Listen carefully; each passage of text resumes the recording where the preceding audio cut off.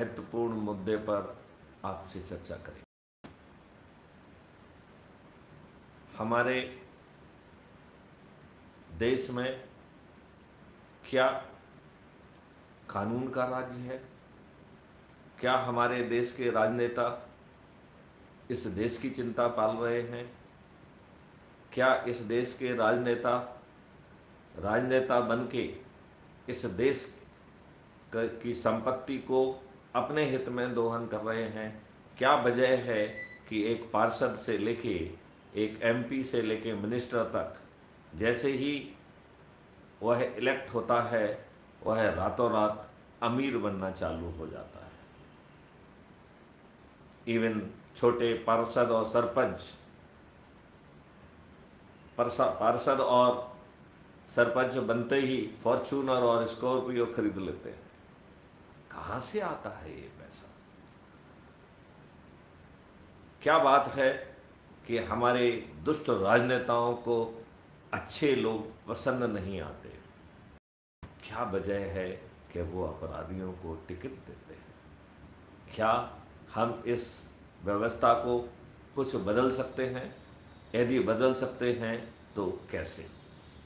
जैसा कि आपको विदित है कि उत्तर प्रदेश में 2017 में जो अपराधी जीते थे उनकी संख्या 143 थी।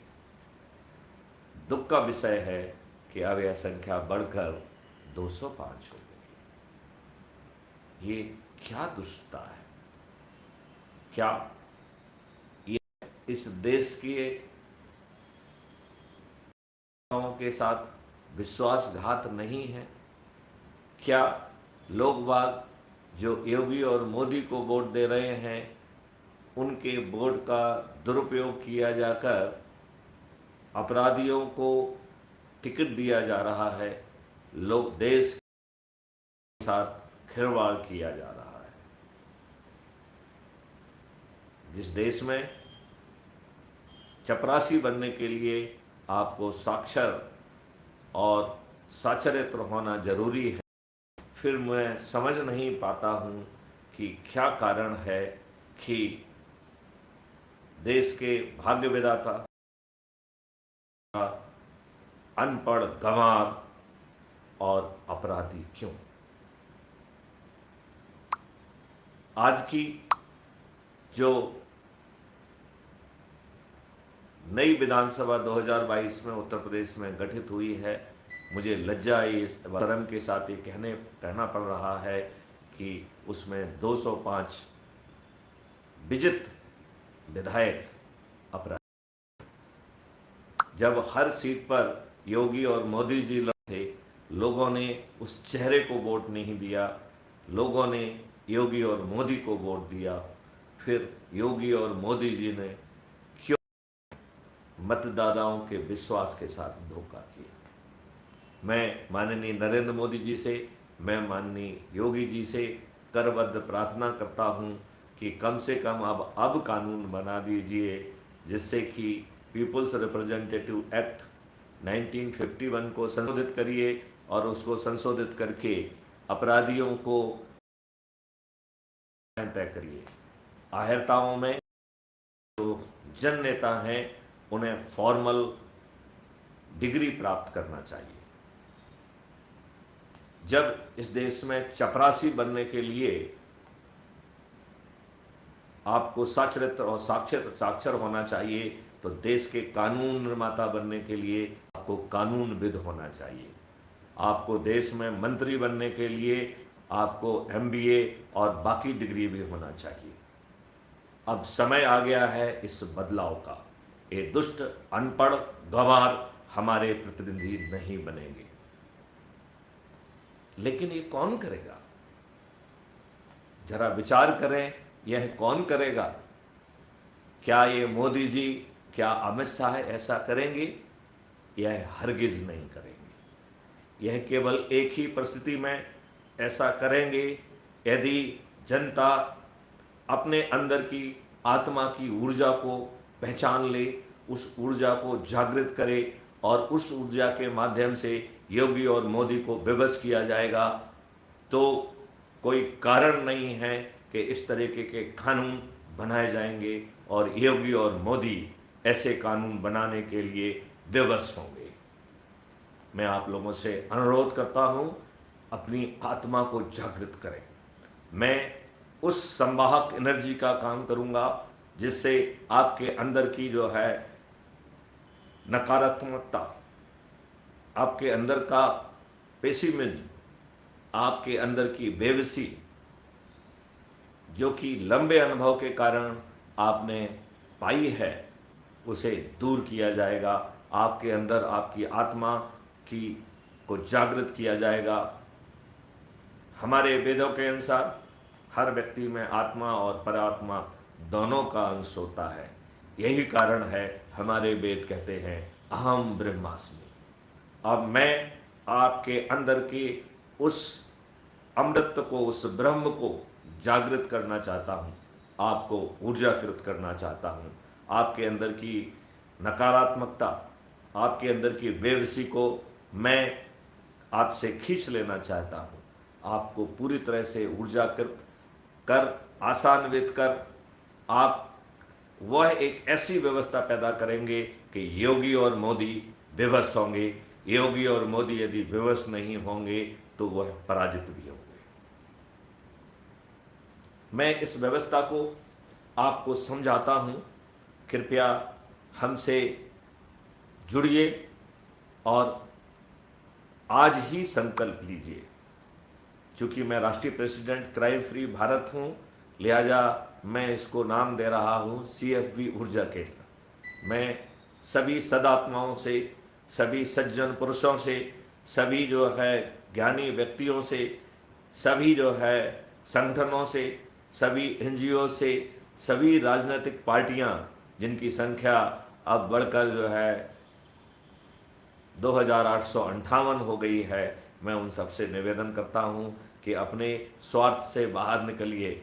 आओ हम सब मिलके अपने आत्मा की एनर्जी को जो है ना जागृत करें, अपने आप को ऊर्जावान करें, अपनी नकारात्मकता को दूर करके आओ हम इस देश का जो है ना कल्याण करें। अब मैं आपको धीरे से समझाऊंगा कि ऐसा करके आप किसी पर परोपकार नहीं कर रहे हैं। आज आप हैं जो कि इस बेबसी से जूझ रहे हैं। समय आ गया है कि इस बेबसी से आप बाहर निकलें। मैं आपसे अनुरोध करता हूं कि आप जो है अपने आप को घोषित करें। आप अपना मेन काम जो भी कर रहे हैं, चाहे आप समाज सेवा कर रहे हों, चाहे आप राजनीति कर रहे हों, चाहे आप वकील हों, चाहे आप शिक्षक हों, चाहे आप इंडस्ट्रियलिस्ट हों, जो भी आप हों, चाहे आप कृषक हों, जो भी आप हों, आप अपने काम को यथावत करते रहिए। आज अपने आप को संकल्प करिए कि आप ऊर्जा केंद्र हैं। अपनी नकारात्मकता को, अपनी बेबसी को त्याग कर दीजिए। हम एक सुनहरे भविष्य की ओर बढ़ रहे हैं। जैसा ही आप अपने अंदर ये संकल्प लेंगे, आप पाएंगे कि आपकी नेगेटिविटी खत्म हो गई है और जो भी काम आप कर रहे हैं उसे आप बेहतर तरीके से कर पाएंगे। आप उसे ज़्यादा कंसंट्रेशन के साथ कर पाएंगे, आप उसे ज़्यादा ऊर्जा के साथ कर सकेंगे। लिहाजा आपकी प्रोडक्टिविटी ज़्यादा होगी, आपको लाभ भी ज़्यादा मिलेगा। आप, हाँ जी, आपने ठीक सुना है, आप ज़्यादा आर्थिक लाभ कमा पाएंगे। आओ जरा आगे बढ़ते हैं कि यह ऊर्जा का केंद्र कैसे काम करेगा। इसके माध्यम से हम माननीय नरेंद्र मोदी से, माननीय अमित शाह से, माननीय आदित्यनाथ योगी से कैसे अनुनय विनय और प्रार्थना करेंगे। यदि वो हमारी प्रार्थना को नहीं मानेंगे तो हम कैसे उन्हें विवश करेंगे और होने देता है। तो मैं आपको विश्वास दिलाता हूँ, हम अपने ऊर्जा केंद्रों के माध्यम से उन्हें पराजित भी करेंगे, को नहीं खेलेंगे। हम अपने गेम को खेलते हुए उन्हें आत्माओं को जागृत करने के बाद, ऊर्जा पिंड को जागृत करने के बाद, ऊर्जा समूहों की एकीकृत ऊर्जा के माध्यम से उन्हें उन्हीं के गेम में पराजित करेंगे। अधिकांश उनके व्यक्तियों की जमानतें जब्त होंगी। इस काम को करने के लिए आपको क्या करना है, आइए मैं आपको हूँ कि आपको करना क्या पड़ेगा। तो मैं इस बात को आगे बढ़ाता हूँ और आपसे अनुरोध करता हूँ कि आपको जो है, चूँकि हमारी बातचीत का हमने अभी जो माध्यम बनाया है वो यूट्यूब चैनल बनाया है, तो कृपया YouTube crime free Bharat channel को सब्सक्राइब करें, राइट, अपना प्यार दें, अपना स्नेह दें, उसके हर वीडियो को ध्यान से दें, उसकी लेंथ पर मत जाएं, क्योंकि देश के बदलाव जो है छोटे वीडियो नहीं कर सकते हैं। ये देश के बदलाव जब तक आप उन्हें बारीकी से नहीं सुनेंगे, अपने आप सुझाव नहीं देंगे, अपने कमेंट नहीं देंगे, तब तक जो है ना इस देश का जो है ना फ़ायदा नहीं हो सकता है। लिहाजा मैं आपसे अनुरोध करता हूँ कि कृपया क्राइम फ्री भारत पर उपलब्ध हर वीडियो को जो है बारीकी से सुने, उस पर अपने कमेंट ज़रूर दें, अपने सुझाव ज़रूर दें। आपके हर अच्छे सुझाव को मैं आपको विश्वास दिलाता हूं, मैं अंगीकृत करूंगा और उसे अपनी योजना का हिस्सा बनाऊंगा। यूट्यूब को सब्सक्राइब करने के बाद जैसे ही हम crime free Bharat membership app लेके आते हैं, तो आप कृपया उसको सब्सक्राइब करें, जिससे अभी जो यूट्यूब चैनल पर जो कार्यक्रम चल रहा है उसको जो है उसमें जो गड़बड़ियां हम देख रहे हैं, हमारी डिपेंड है, अपने वीडियो भी हमको भेज पाएंगे और हम जो है एनर्जी एकीकृत होगी।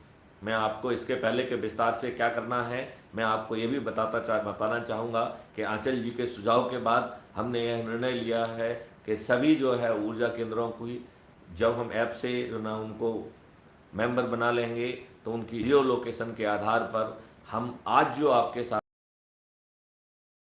है वहाँ पर हम अपने ऊर्जा केंद्रों को जिस संख्या में हम चाहेंगे उस संख्या में भेज पाएंगे।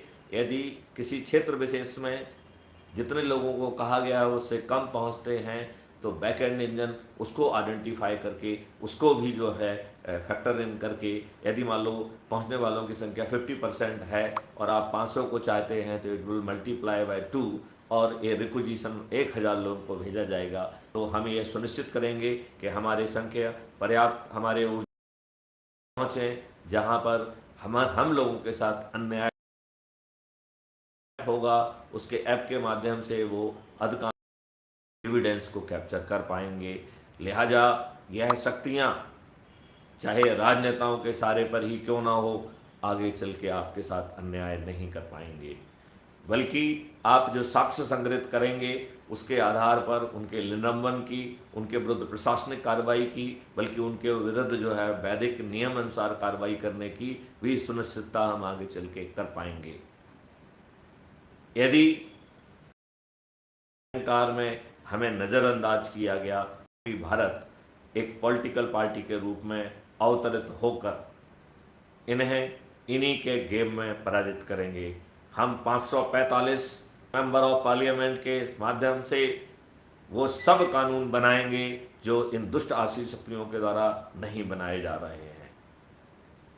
और ये 545 मेंबर ऑफ पार्लियामेंट महाकर्मयोगी होंगे, जो अपने अपने फील्ड के प्रकांड पंडित होंगे। वह जो है इस देश को कहाँ ले जाना चाह रहे हैं वह डिसाइड करेंगे। किसी ब्यूरोक्रेट को, किसी एनजीओ को, किसी दूसरे व्यक्ति को जाकर उन्हें ज्ञान देने की ज़रूरत नहीं होगी। हालांकि अपने सुझाव महाकर्मयोगियों को एक प्रेरणा का विषय भी बनेंगे, दिशा देंगे और उन्हें अपने जो उन्होंने आइडियाज़ रखे हैं उसे और परिष्कृत करने में मदद करेंगे। लिहाजा यह बात एक निश्चित है कि 2024 में निश्चित तौर पर हम तो विश्व गुरु के रूप में स्थापित है।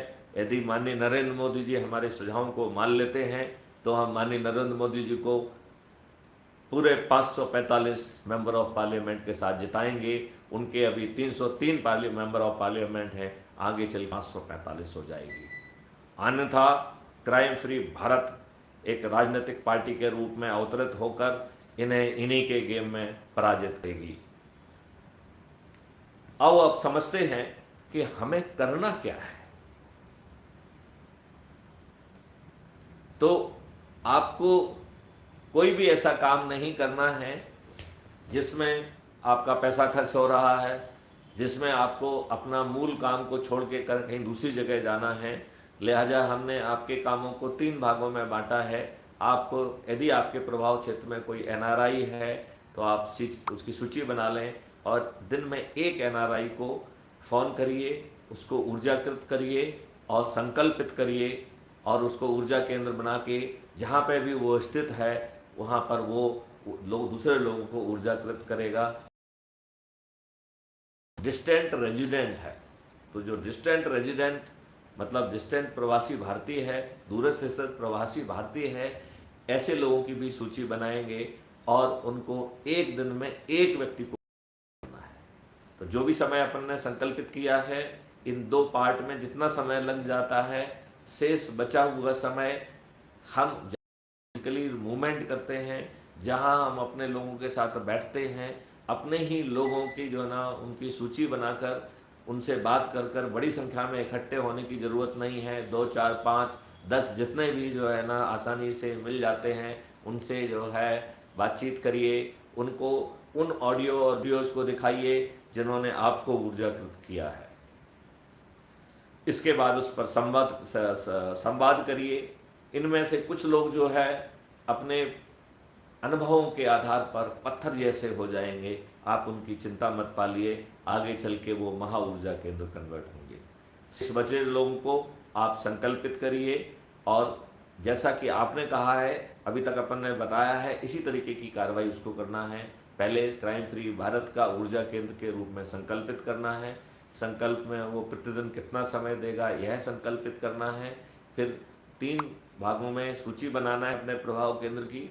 यदि एनआरआई है तो एनआरआई सूची में आएगा, डिस्टेंट रेजिडेंट दूरस्थ स्थित प्रवासी भारतीय है तो सेकंड सूची में आएगा, और तीसरे वो लोग हैं जहाँ पे आप फिजिकली मूव करते हैं और वो बरसों से आपके प्रभाव क्षेत्र में हैं।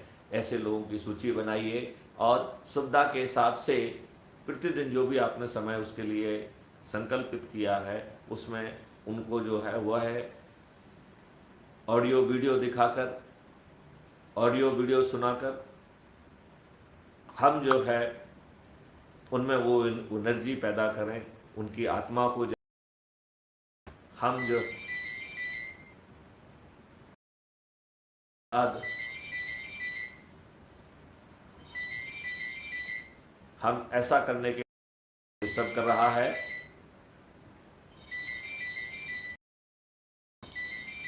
ये हमें इग्नोर करना पड़ेगा। तो हमें जो है हर हालत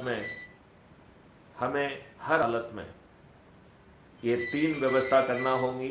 जो हमारे ऊर्जा केंद्र बन गए हैं उन्हें ऊर्जा केंद्र में उनको जोड़ते जाइए। तो हमें अपना व्हाट्सएप ग्रुप बनाना है जिसका नाम CFB ऊर्जा केंद्र या एनर्जी सेंटर रखा जाए। अपना निक नाम उनको उसमें जोड़ते जाइए। जो व्यक्ति संकल्पित हो जाएगा उसका भी व्हाट्सएप ग्रुप बनाइए, और जैसे आप शुरू हुए हैं ऐसे वो हम चंद दिनों में ही भारत की पूरी आबादी को ऊर्जाकृत कर पाएंगे। इसके बाद हमने ऑलरेडी सारी जो है प्रायोरिटी तय की हुई हैं जिन पे हम लगातार आ रहे हैं। हम आपसे अनुरोध करेंगे कि क्राइम फ्री भारत पर जो ऑडियो वीडियो अवेलेबल हैं उन्हें बारीकी से पूरा ध्यान से सुनिए, उसके बारे में अपने कमेंट लिखिए, जो आप सुझाव देना चाहते हैं वो सुझाव दीजिए, हम उसे फलीभूत करेंगे। अब समय आ गया है अनुनय विनय प्रार्थना का। तो हम आपकी चर्चा अनुसार विषयों पर वह से माननीय आदित्यनाथ योगी पर वो कार्रवाई करें। यदि वो कमेटी बनाएंगे या कुछ ऐसी चीज़ बनाएंगे तो भी हम उसमें उनको खुला सहयोग देंगे। यदि वो ऐसा करते हैं तो हम अपनी पूरी शक्ति उनको जुटाने में लगाएंगे। यदि वो ऐसा नहीं करते हैं तो हम उन्हें विवश करने की कोशिश, और विवश करने के लिए हम उनके आयोजनों में नहीं जाएंगे, आयोजन में नहीं बुलाएंगे, उनके दरबार की हम शोभा नहीं बनेंगे। और चूँकि जब हमारी पूरी आबादी ही जो है ऊर्जाकृत होगी, लिहाजा अपने क्षेत्र में वो कहीं भी जाएंगे वहाँ हमारी उपस्थिति होगी। हमारे लोग थाली बजाकर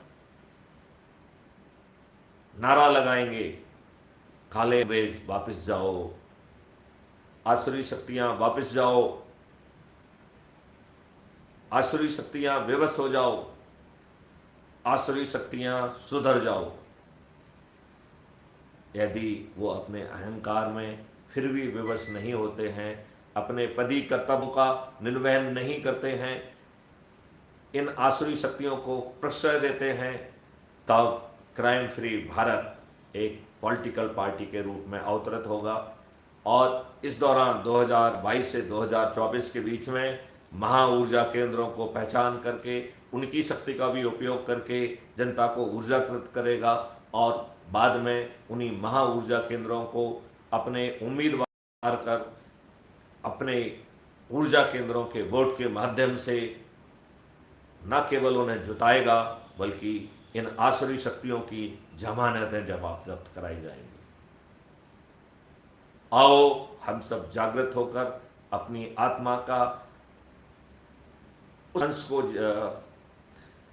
ऊर्जाकृत करें जिसके लिए वेद में कहा गया है अहम ब्रह्मास्मि। तो हमारी आत्मा में परमात्मा छिपा हुआ है, कण कण में परमात्मा है, everywhere there is a good god particle. हम जो है उस गॉड पार्टिकल को जागृत करेंगे और उसके माध्यम से एक सतयुगी व्यवस्था, एक राम राज्य जैसी स्थिति जमीन पर उतारेंगे, जहां पर पार्टी विहीन प्रजातंत्र होगा, जहां पर खर्च भी अपराध होगा नहीं कर सकता है आदमी। पार्टियां अपने संकल्प और अच्छे काम के कारण बनी रहती है तो उनकी स्थिति एक एनजीओ जैसी होगी। जैसे ही चुनाव घोषित होता है वह सुप्त हो जाएंगी। यदि वो किसी का चुनाव प्रचार करती हैं तो यह जघन्य अपराध होगा और उन्हें जघन्य अपराध होगा, बल्कि और उस वो जो है संज्ञेय होगा, नॉन वेलेबल होगा। हम उन्हें जो है मिनिमम सजा का प्रावधान होगा। लिहाजा किसी भी पॉलिटिकल पार्टी में किसी भी व्यक्ति को टिकट देने की तो बात ही खत्म हो जाएगी, वह प्रचार भी नहीं कर सकेंगे। हम अच्छे लोगों को चयनित कर पाएंगे। जो लोग वोट नहीं देंगे, एक सर्टिफिकेट क्रिएट हो जाएगा कि आपने अपने संवैधानिक ड्यूटी का निर्वहन नहीं किया है और अब अगले चुनाव तक आपको जो है अदा करना पड़ेगा। तो आपके बच्चे यदि स्कूल जाएंगे तो उन्हें 10% फीस, ट्रैवल करेंगे तो उन्हें 10% तो जो है इलाज में लगेगा। यह आपको हर दिन एहसास दिलाएगा कि आपने एक महागलती की है, अपनी संवैधानिक ड्यूटी का आपने निर्वहन नहीं किया है। जब आप ये सब सहन करेंगे तो आप में साहस नहीं होगा, आप में साहस नहीं होगा कि आप वोट ना करें। अगले इलेक्शन के आते तक आप संकल्पित हो चुकेंगे और आप 24 घंटे के अंदर ही, जबकि विंडो हो सकता है 1 माह लंबी दें, 15 दिन लंबी दें, लेकिन आप फर्स्ट 24 आवर में ही अपना वोट देना सुनिश्चित करोगे। लगभग 100% लोग जो है वोट देंगे। कितनी अच्छी व्यवस्था होगी, हमारे कितने अच्छे प्रतिनिधि होंगे। और इसमें 2 स्तर की वोटिंग होगी। पहले member of parliament, member of legislative assembly चुनेंगे, फिर इन्हीं में से संबंधित को अपने अपने पोर्टफोलियो के लिए खड़ा होना होगा जो चाहता है, और वो भी जो है उसे इसी तरीके से अपनी अहर्ता बताना पड़ेगी कि क्यों वह एक देश का गृह मंत्री होना चाहिए, क्यों वो देश का फाइनेंस मिनिस्टर होना चाहिए, क्यों वो देश का डिफेंस मिनिस्टर होना चाहिए। और उन्हें इलेक्टेड लेजिस्लेटिव इलेक्ट करेंगे। वंस वो इलेक्ट हो जाएगा तो इसके बाद वह इन लेजिस्लेचर की मेहरबानी से नहीं रहेगा। कोई नो कॉन्फिडेंस, ये महाकर्मयोगी हैं, यह लगातार अपनी व्यवस्था में लगकर पूरे 5 साल अपना काम करेंगे। वह लेजिस्लेचर से भिन्न होंगे। वह विधानसभा या पार्लियामेंट में बैठेंगे तो सही, लेकिन उन्हें वोट देने का अधिकार नहीं होगा। उनके दो काम होंगे पार्लियामेंट में, एक तो लेजिस्लेचर्स के जवाब देना और दूसरा उनका काम होगा कि यदि वो कोई ड्राफ्ट पेश करना चाहते हैं तो वह ड्राफ्ट पेश कर पाएंगे, कानून का ड्राफ्ट। तो कानून के ड्राफ्ट के 3 सोर्स होंगे, एक पॉलिटिकल एग्जीक्यूटिव दे पाएंगे, दूसरा जो है लेजिस्लेचर दे पाएंगे, और तीसरा अन्य भारतीय इंक्लूडिंग सभी संगठन जिनका जो भी विचार है वो उस विचार को पेश कर पाएंगे। यदि उसे 10% या उससे अधिक विधायक सपोर्ट कर देते हैं तो वह बहस के लिए पार्लियामेंट में या लेजिस्लेचर में ग्राह्य हो जाएगा। हम एक बेहतरीन व्यवस्था को स्थापित कर पाएंगे। हमें किसी दूसरे देश की तरफ देखकर उसे मॉडल के बतौर सुनने की ज़रूरत नहीं है। हमारी जुडिशरी, हमारी ब्यूरोक्रेसी, हमारी पुलिस पूरी तरह से अकाउंटेबल होगी। यदि वह अपने कर्तव्य का निर्वहन नहीं करती है तो उसे कंपनसेशन भी देना होगा। यदि आवश्यकता हुई तो वह अपने पद पर बना नहीं रह सकता है और साथ में उसे हो सकता है कि जेल भी जाना पड़े।